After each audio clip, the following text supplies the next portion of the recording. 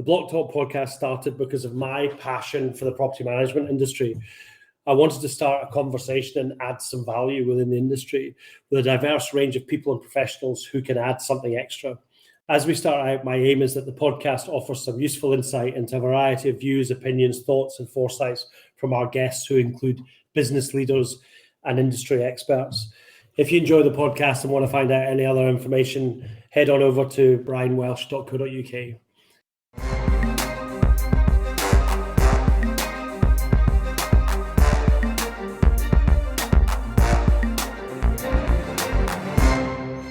Hello and welcome to another episode of the Blocktalk podcast with me, Brian Welsh, and Jack Spiers. Jack, how are you today? Yeah, I'm good. We're recording this, it's Thursday, so yeah, I had a good day yesterday actually, doing meetings with my local council. I'm on my local community council and we're at the beginnings of a local community project, which is quite exciting, so that's starting to move forward, so it's all good fun. How are you doing? Yeah, I'm good. I have a bit of jet lag because I'm just back from holidays, so I think I must have slept for 12 hours last night, so that's a record for me recently. Yeah, I'm at home. The dog is in the room and there's a guy building a garage across the path, so for my neighbour, so I think the dog might have if he wakes up and sees him, he might start going mental, so we'll just have to work through it. Okay, cool. Right, today we are speaking to Lorraine MacDonald as part of our leadership series. Lorraine's already been on the podcast previously. Lorraine is the owner of Spiers Gumley, and she's worked in the industry since 1989. So, Lorraine, how are you doing? Do you know, I've worked in the industry since 1980. Have you? Do you know? It's funny. I think I made that mistake last time as well. But that's what's written on the bit of paper in front of me. So, yeah, no, 1980. I was born in 1963, and I joined Ross and Little when I was 17. Wow, gosh, So time flies, doesn't it? Yeah, it doesn't have. Yeah. Right. Okay. So, this series is all about kind of leadership and people's leadership styles and these sort of things. So can you tell us about your leadership style and what it means to you to be a good leader? Do you know, I think for me, to be a good leader is to lead by example. That's really, really important to me. Not all leaders are like that. I genuinely believe that I wouldn't ask anyone to do something that I wasn't capable of doing myself. I think that's really important, that you don't just direct people to do something for you you're not quite sure how to do yourself. So I've always been a big believer in that. I suppose as time's going on though, with IT moving on, and it not being my strongest point, there are occasions when maybe in an IT perspective I can't do something. Yeah. Although I still say to this day, Brian, that when we get involved in meetings and we talk about things and we challenge CPL's product in terms of can it do this, can it do that, I'm usually the one person that can see whether it can or cannot do it. And I think that's because of, through the years working with you, I kind of I've always had this understanding as to how it worked. And whether it was capable of doing it or not. So that's probably, CPL is probably the only one where I could give them any kind of, no, that can definitely happen. They can make it happen by doing this, and this. Everything else, like Outlook and all that kind of stuff, and there's this new thing that we're using, OneNote. Oh, I'm just rubbish at that. But anyway, so there are times when I don't always know everything that is in the business and what's involved, but most of it I do. And if I don't, then I still am at a stage in my life where I want to learn it. Yeah. I mean, I totally understand where you're coming from there, because it is, to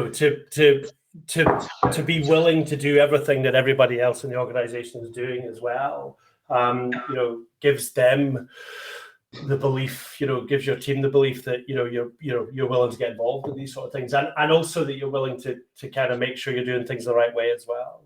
And the other thing is as well, I don't think there's anything better than when you're having a conversation about something and you say to them, well, actually, I'm learning as well.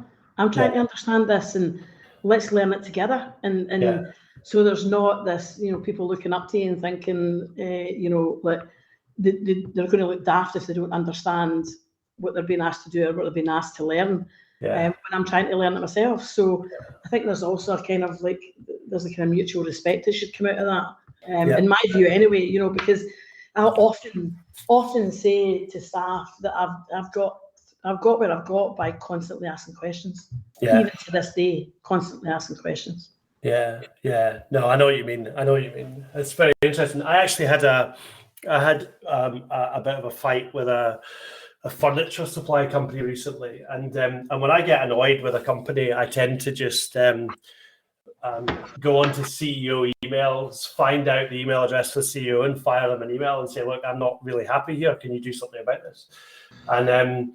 And I could not find this. I couldn't find anything on this company and this on that website. So I just phoned them up and asked to speak to the MD, and they said, "No, I'm sorry. Our managing director does not talk to customers." And I was like, "What?"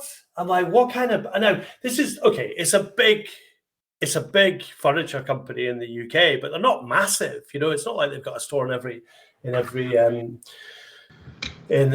town. And I just thought, you know, and I could have just been lying. I mean, I did try by various emails and conversations to get to chat to someone, but and eventually just gave up. But I'm just like that. I just cannot understand that sort of mentality. But hey, you know, it's a successful company, so he obviously doing something right. You know, and that's something that, you know, Brian, that is not. For me, I mean, I actually, in our new office, I'm situated right next to our switchboard.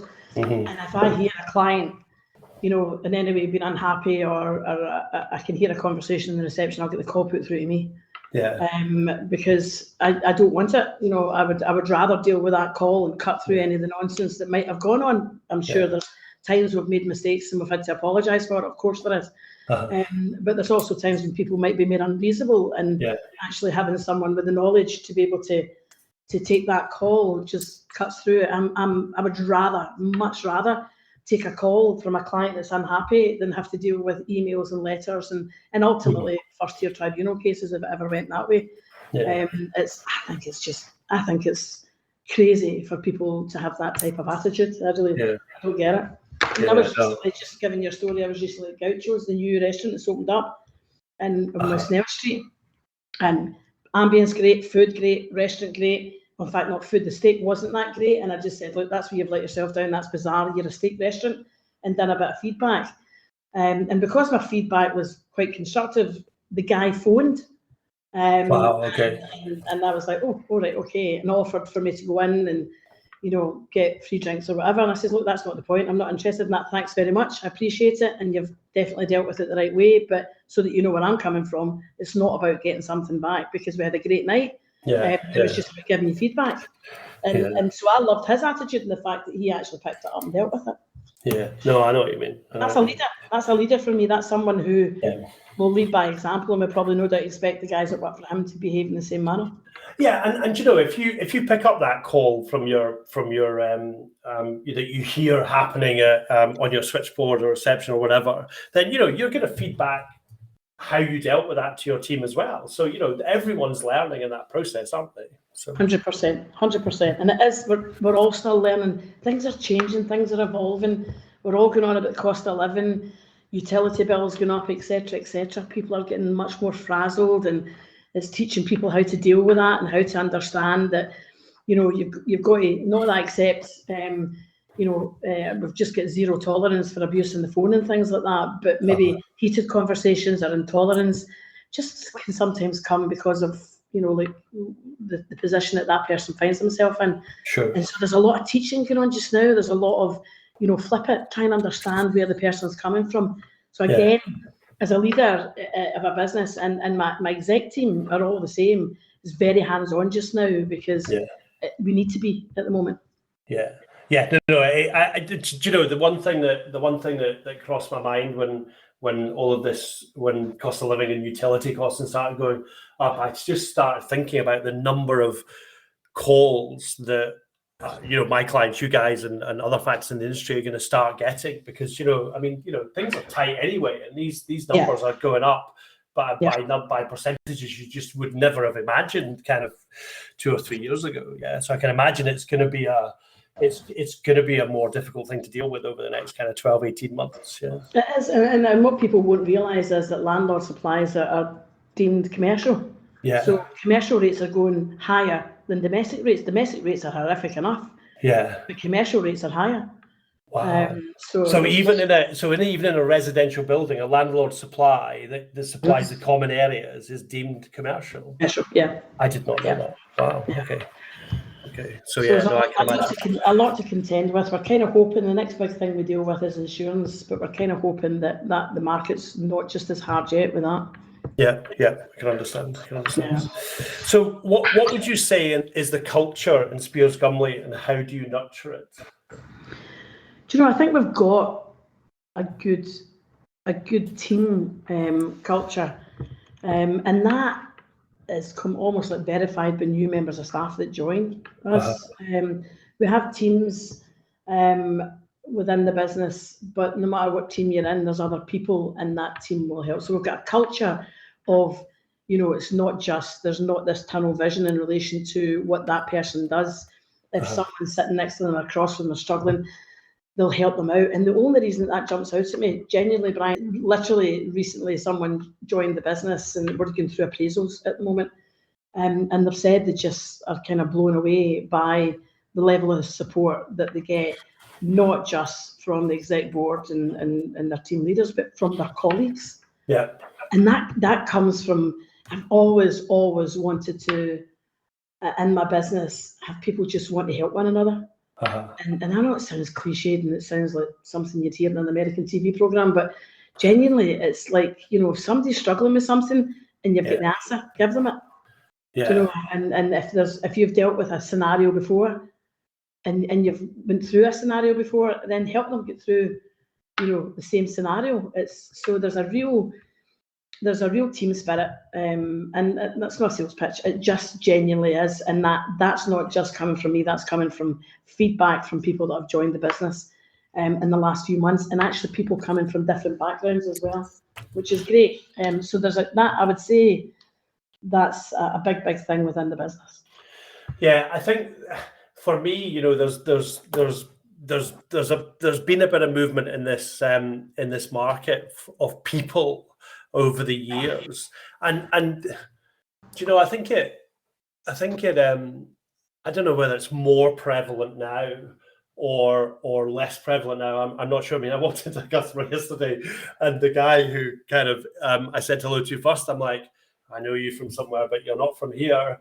And this guy had been, it's worked for a couple of people in the industry, and people and this is what I keep.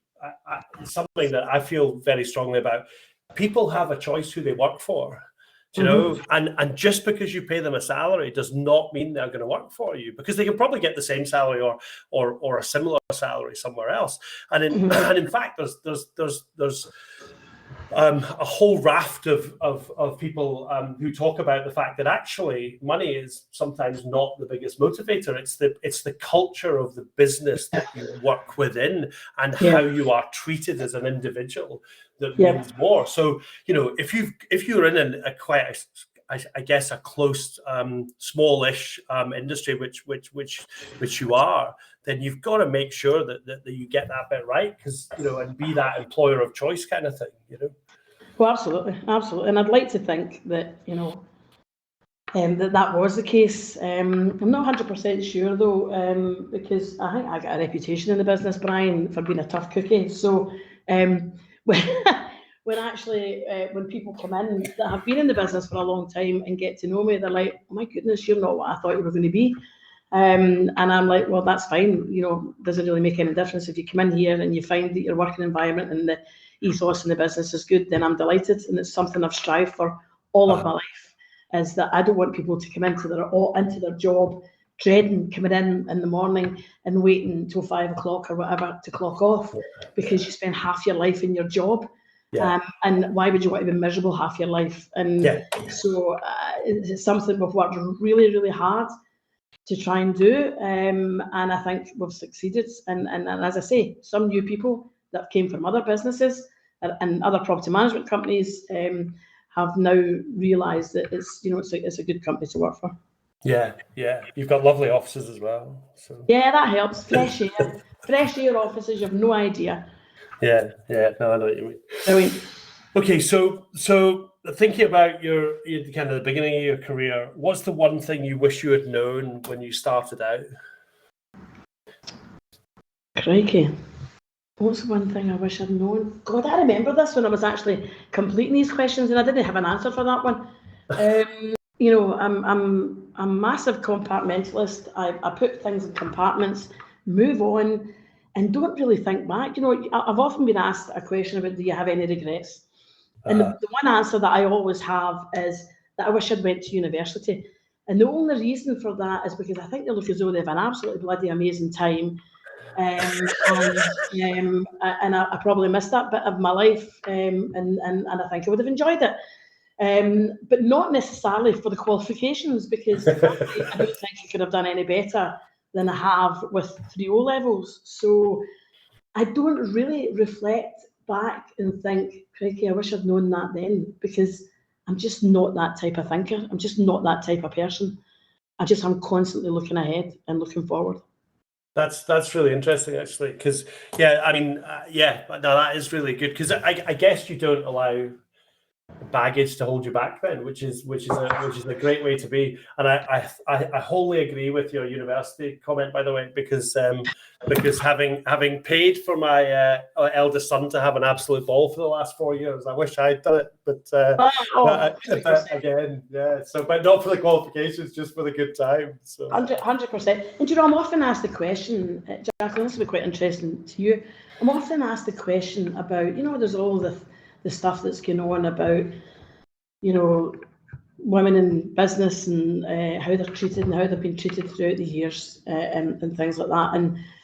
And again, I've been asked that question, and I've tried to reflect back and think, when is there a time when I feel I've been, massively disadvantaged? And probably when I was coming through the ranks as a partner in Spiers Gumley, the only one time that I felt, wait a minute, was when they were bringing on a partner. The partners in the business, I was a partner, but I wasn't an equity partner, and they were bringing another partner into the business who was a guy who was a chartered surveyor, and they made the mistake of telling me that he was going to be higher up in the letterheading than me. Now, frankly, I wouldn't have noticed, because I'm not that type of person, but the fact they told me, I just never accepted, and says, under no circumstances is that happening, and I don't understand why you're doing it.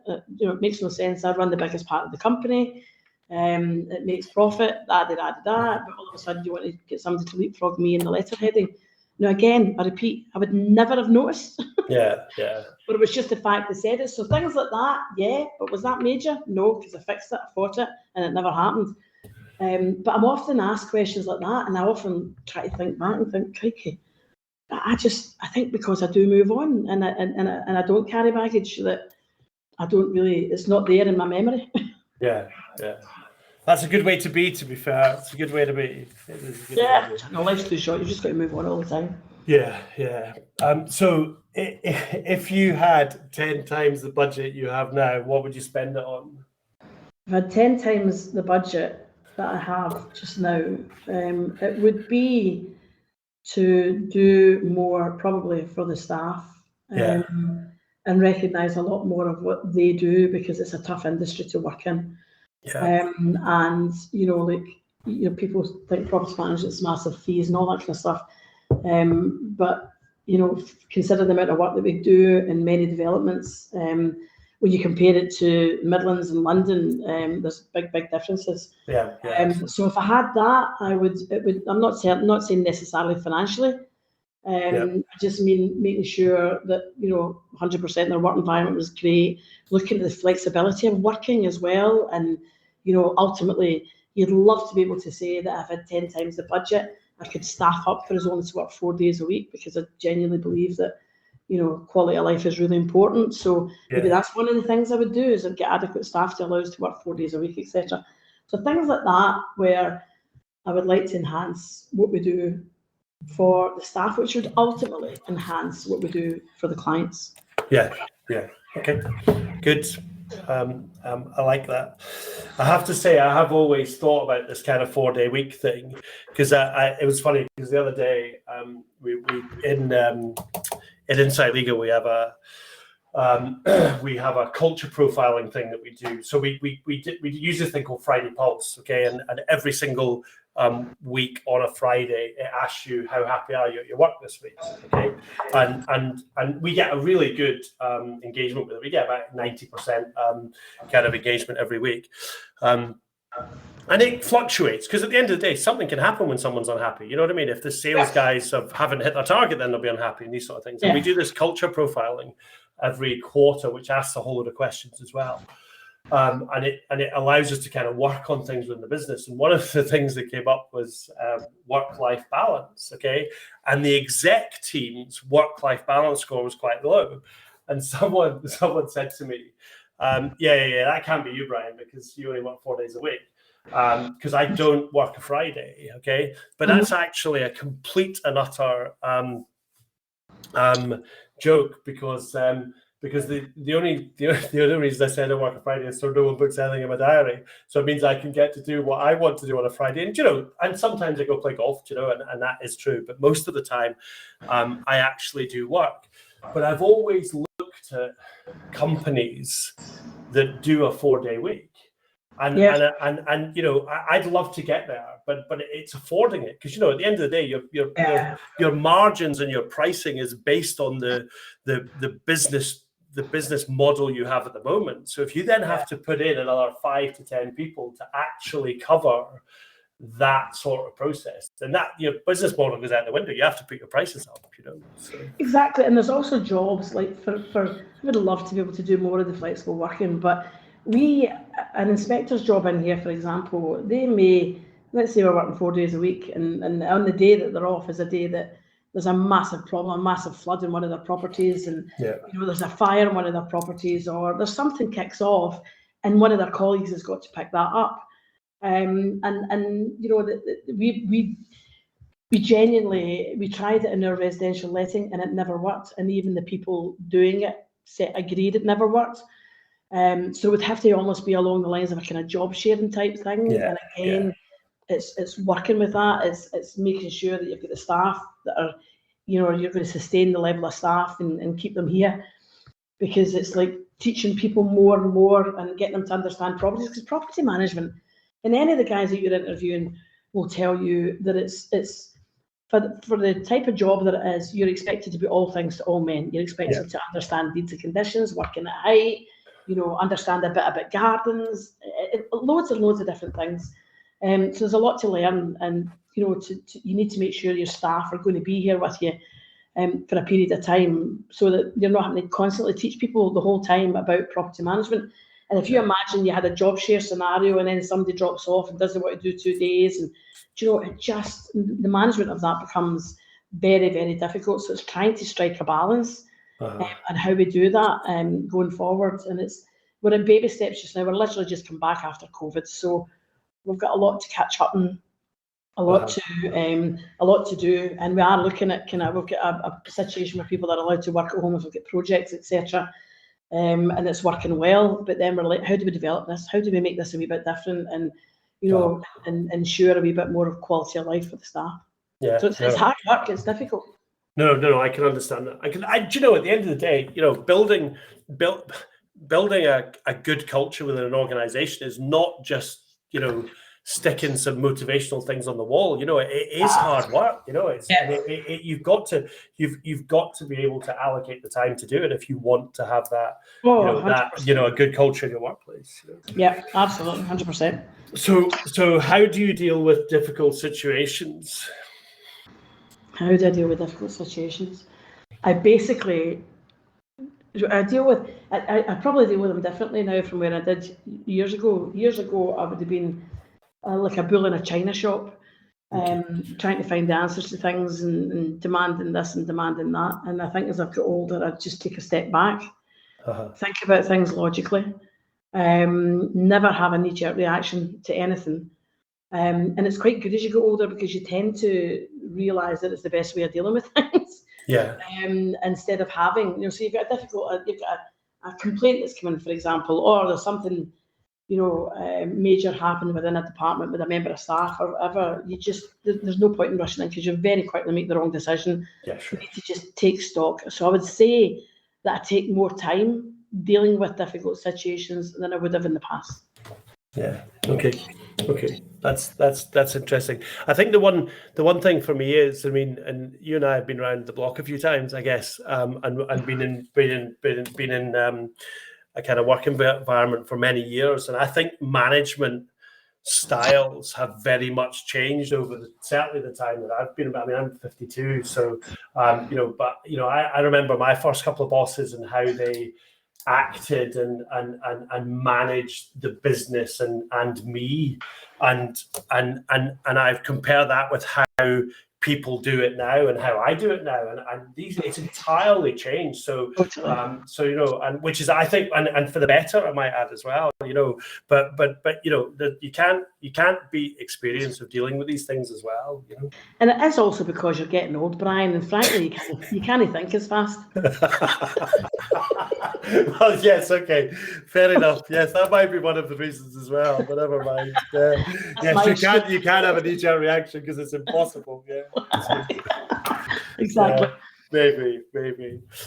So, are you going to ask the last couple of questions, Jack? So, who are the 3 people who have been the most influential to you, and why in your professional life or your private life? I guess because they go hand in hand, don't they? One of them was, right, and you'll quite like this. There's a guy called Hamish McFarlane who, I don't know whether he still works for Redpath Bruce or not, but I often reflected on when I joined Spiers Gumley in 1989. So that's maybe you're getting the 1989 from, Brian. Okay. I worked with Hamish in quite a lot of the kind of upmarket. So we managed the first development in Scotland with a swimming pool and all that kind of stuff. So I worked closely with Hamish, and I learned a lot from him. I learned how to read deeds of conditions and how to go through them and mark things off and highlight this and do this and do the next thing. I learned about new business and how to get new business, and he would, carry me along with that. So I mentioned this to him once when I became the president of the Property Managers Association. And we were sitting at a table, and he was quite taken aback when I said he had a major influence in my life. So I'll say Hamish McFarlane was one.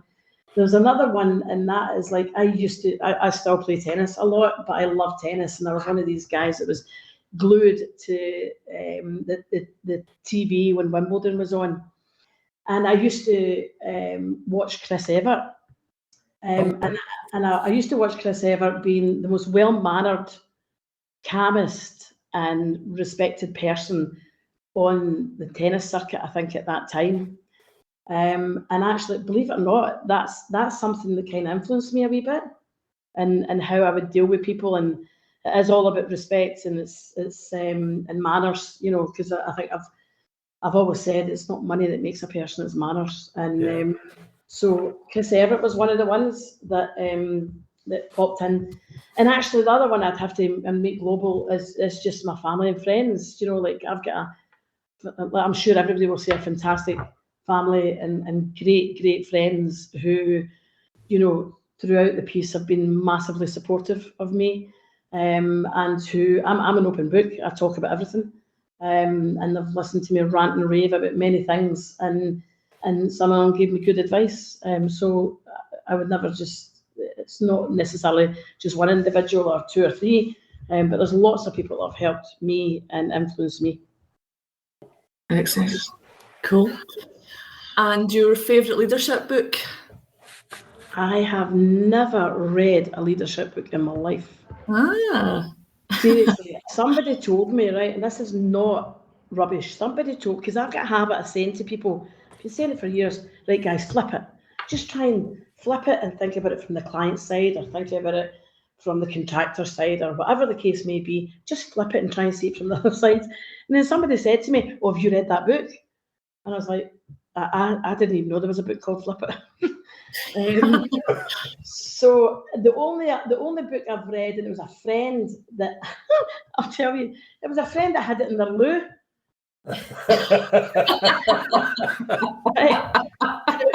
And it was about moving your cheese, how to move your cheese.